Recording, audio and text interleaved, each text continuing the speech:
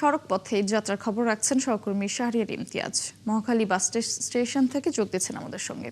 ইমতিয়াজ, সড়ক পথে এই যাত্রার পরিস্থিতি কেমন দেখছেন? এছাড়া আমরা দেখেছি মন্ত্রী নিজে তদারকি করছেন, যাত্রীদের কোনো অভিযোগ আছে কিনা সে নিয়ে, তার তদারকির পর কোনো পরিবর্তন এসেছে কিনা জানাবেন।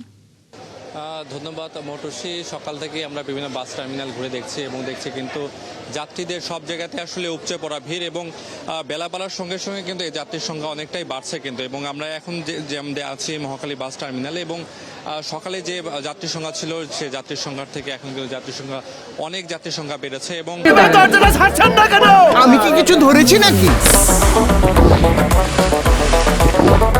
আপুটা আপনাকে চেক আউট করছে, জাস্ট কুল থাকুন।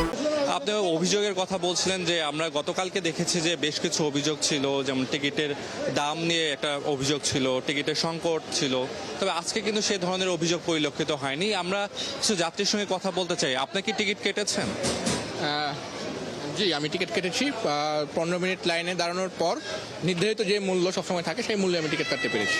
তারপর কতক্ষণ ধরে অপেক্ষা করছেন? আমি এখানে প্রায় 1 ঘন্টা ধরে অপেক্ষা করছি। প্রায় আর 2-3টা সিরিয়ালের গাড়ি আসলে হয়তো বা গাড়ি পাবো।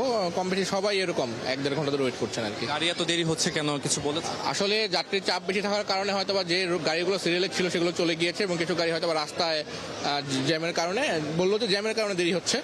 আর তেল নিতেও একটা সম্ভবত অনেক পেট্রোল পাম্পে তেল লিমিটেশন এখন নাই, কিন্তু তেল দিতে সমস্যা লাইন থাকে হয়তো ওই ধরনের বিভিন্ন ধরনের পারিপার্শ্বিক। বুঝতে পেরেছি মৌটুসী, যেমন শুনছিলেন যে যাত্রীরা বলছিল যে তারা নির্ধারিত টিকিট যেটা তাদের কাঙ্ক্ষিত যে টিকিট সে টিকিট পেতে তাদের বেগ পেতে হয়নি, তবে যাত্রীদের কিছু লম্বা সারি আছে, তারা অপেক্ষা করছে তাদের যে কাঙ্ক্ষিত যে বাস সে বাসের জন্য অপেক্ষা করছে। আপনি জানেন যে যেহেতু একই সাথে ব্যাপক ঢাকা রাজধানীবাসীর ব্যাপক হারের রাজধানীবাসীর মানুষজন দেশের বাড়িতে যাচ্ছে ঈদ কাটাতে, সেই জন্য একটা বাড়তি রাস্তাতে চাপ আছে। তবে অভিযোগের বিষয়টা বলি যে বারবার আমরা দেখেছি যে এখানকার বিআরটি কর্তৃপক্ষ আছে, আইন শৃঙ্খলা বাহিনী আছে, তারা কিন্তু বারবার কিন্তু এখানে এসে তদারকি করছেন যে বাড়তি টিকিটের দাম বেশি রাখা হচ্ছে কিনা বা কৃত্রিমভাবে টিকিটের কোনো সংকট তৈরি হচ্ছে কিনা। সেই ক্ষেত্রে কিন্তু আমরা বরাবরই সকাল থেকে দেখছি সেই ধরনের যাত্রীদের পক্ষ থেকে কোনো ধরনের অভিযোগ নেই।